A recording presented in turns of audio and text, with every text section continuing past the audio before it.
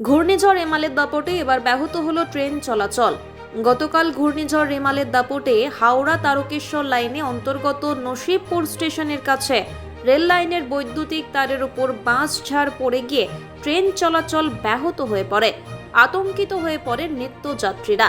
অবশেষে রেলের আধিকারিকেরা দ্রুততার সঙ্গে কাজ করে ট্রেন পরিষেবা স্বাভাবিক করে। গাড়িতে তারে গাছ পড়ে গেছে অনেকক্ষণ ধরে, মনে হয় ঘন্টাখানেক হয়ে গেল গাড়ি চলছে না।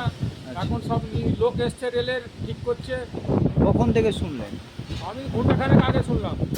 আমরা গাড়িতে কাজ করি, এবার গাড়ি আসছে না, এই দুর্যোগে অবস্থা খারাপের দিকেই আছে, গাড়ি না চললে কি হবে? সব ব্যাপার চলছে। আপনি ব্যবসায়ী? হ্যাঁ, আমি এই রেলে কাজ করি, কলা ব্যবসা করি আছি, কলাটালা বেশি আর কি। আপনার নাম? আমার নাম শফিকুল মল্লিক।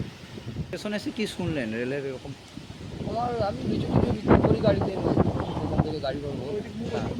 এক দেড় ঘন্টা হয়ে গেল আমি এসেছি, হ্যাঁ, এসে বসেই আছি। মাল বেশ হচ্ছে, মাল সব জমে আছে। এবার কালকে থেকে ওয়েদার এরকম খারাপ চলছে, যার জন্য মালপত্র আমরা বেচতেই পারছি না, আমরা খুব লস খাচ্ছি এই সময়টা। আর গাড়ি কখন আসবে তারও কোনো ঠিক নেই। অনেকক্ষণ থেকে ওয়েট করছেন? হ্যাঁ হ্যাঁ। আপনার নাম? সনদ চক্রবর্তী।